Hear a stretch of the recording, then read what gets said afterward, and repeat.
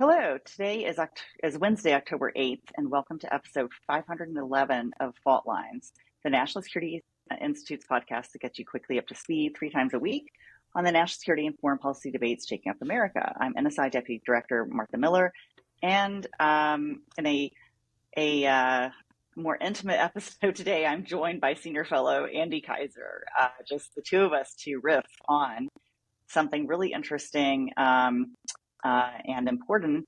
That was the Czech elections that took place over the past weekend. Czech voters turned out in force, nearly 69% participation. I shudder to think how that compares to American turnout in our elections, but this is the third highest turnout in the Czech Republic since 1993. They turned out to elect 200 members of the Chamber of Deputies, and the political landscape has shifted. Andrej Babiš's Populist ANO party came out on top with 34.5% and 80 seats, dominating 13 of 14 regions. However, he fell short of an actual majority. So because of the proportional system at a 5% threshold required to enter parliament, 6 parties succeeded in joining parliament. And so the coalition math will define who governs. ANO cannot command a majority by itself, so even combining with smaller parties like the far-right SPD and the motorist party, which I find fascinating, leaves it on shaky ground. The outgoing coalition, Spolu, Stan, and the Pirates, has publicly rejected working with Babiš's party. So the issues that drove Czech voters were pretty stark: inflation, energy costs, living standards. So really bread and butter issues, kitchen table issues that unfortunately stacked against continued support for the incumbent coalition. So Babiš campaigned on promises to lower household bills, increase pensions for the elderly. He promised tax cuts, and he also promised to re-nationalize the nation's energy utility. So, it'll be interesting to see, how that affects the Czech Republic's economy and what fiscal risks come with that. On foreign policy, he pushed for a tougher line on Brussels. So he is an EU skeptic. He criticized EU policies on migration, climate policies. He signaled potential pullbacks on military backing for Ukraine, specifically the Czech initiative on providing ammunition to Ukraine. And, a lot of critics have drawn comparisons to folks like Viktor Orban and Fico in Slovakia. So, this is not, though, a radical break. The president of the Czech Republic, Petr Pavel, is a very staunch pro-NATO figure. He's a former general himself. He has, as president of the Czech Republic, and he was elected in 2023 and is very popular in Czechia. He holds constitutional oversight in appointing ministers and has said that he will refuse any anti-system cabinet picks. So the budget also looms large. Babiš now warns that the 2026 deficit could overshoot current estimates, raising pressure to reconcile his promises with fiscal reality.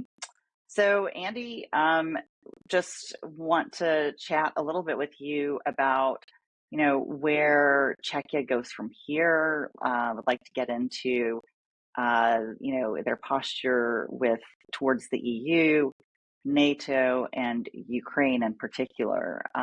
What are your overall thoughts? I mean, what were you surprised by this outcome? Yeah, I mean, it did track some of the polling that we were seeing, public polling. Obviously, this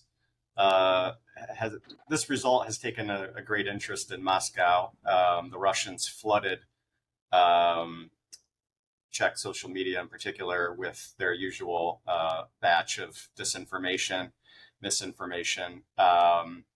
And, one thing Putin and the Russian government loves is these periods of sort of instability. So it may take months to fully fill out the cabinet, Martha. And so I do think that's an area, Putin loves to see any assault on the EU, whether it's, fair, justified, minor, major, is a good day for him. And then this sort of uncertainty in a key European NATO ally was probably music to his ears, though, like you said, I do think the new leadership is not quite an Orban, which of course the Russians would embrace fully. Not a Macron, not an Orban, maybe somewhere in the middle, and hopefully, like you said, with the president taking a strong pro-Western position, someone that we can continue to work with.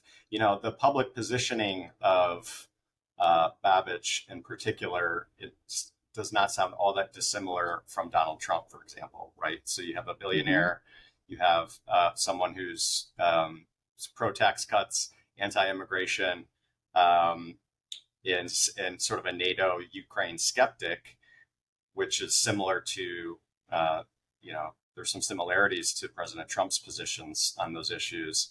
And even President Trump, of course, over these many months has grown tired, seemingly, of Putin's delays, and actually seems to be seeing, I think, what we all on this podcast have known, which is Putin's true intentions in Ukraine, which are not peace, but to acquire as much land, restore the Russian Empire, and the rest. Yeah, absolutely. And I guess, as far as I can tell, he wants to establish the empire, whether it be in the Soviet model or that of Catherine the Great. And I think, what's interesting too is, the Czech people certainly remember the Prague Spring. And so, I was looking into it, I think there's actually a very small minority of the population who tend to be pro-Russian. In the Czech Republic. So in that sense, I was a little bit surprised that that any pro-Russian parties got any, favorable results. At the same time, the current government or governing coalition, they didn't do terribly in this election. They just didn't get a decisive majority or enough to take, the helm of government. I was interested, I did see an interview with Babiš, to your point regarding Ukraine, where he said that he does not think Ukraine should get EU membership, that would be premature. But he did, mention that he has met with Zelensky, many times and is supportive of Ukraine. But what he is skeptical of is this very creative ammunition initiative that the Prague was leading, to acquire weapons from around the world and send it to Ukraine. What are your thoughts on that? I mean, he called for transparency for this effort, but I think it was a lack of transparency that made it successful in part. Yeah, well, that's highly problematic, isn't it? Because that's a key linchpin of sort of Western policy going forward in Ukraine to give the Ukrainians, frankly, a fighting chance here. And certainly it's going to be very difficult to get Putin to stop or to cease operations or, to make any kind of diplomatic arrangement if he believes that position is weakening. It's also interesting that Czech was leading the way on some limiting some other Russian nefarious activities, like the movement of their diplomats, where they clearly milk every advantage that diplomatic immunity offers to collect intelligence, create problems in all around the world, but in Europe in particular. So we'll see if that if those types of efforts cease. They also were leading the way on the backsliding in Georgia, the country of Georgia. And so we'll have to keep a close eye on that, Martha, to see if those initiatives, fall by the wayside as well, because those are important efforts that Czech was leading, and we'll see if they maintain that level of interest.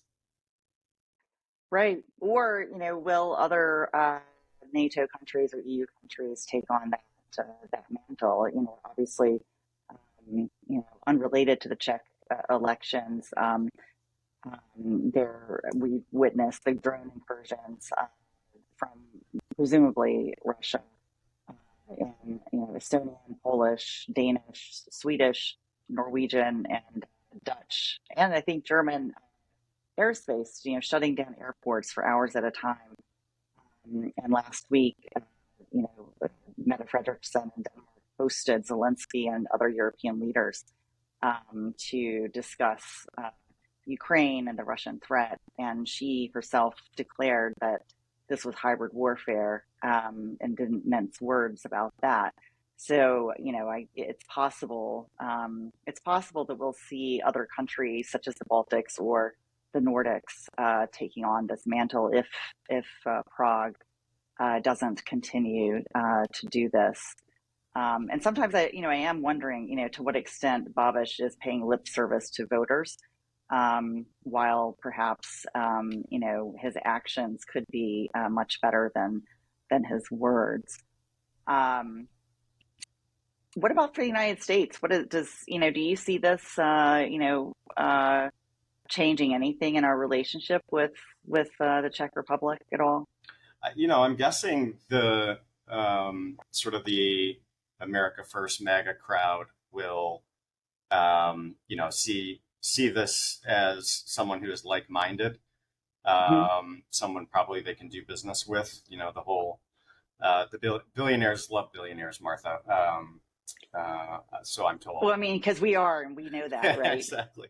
But I'm guessing they're seeing someone they could deal with. It may actually be favorable in a way, just because I'm guessing they're the type. President Trump and Babiš are I'm guessing the type who can get along well, who maybe see the world in similar ways, and are like-minded on some of the challenges in Europe. So that'll be interesting to see that relationship as it unfolds. But like we've been discussing, Czech is a key linchpin on a number of these areas in Eastern Europe. So the Russians were having incursions into Estonian airspace as well on their fighter jets. So a plethora of challenges to the NATO alliance, no shortage. And obviously a very key time with negotiations going on in Ukraine. So we'll just have to see where this goes next.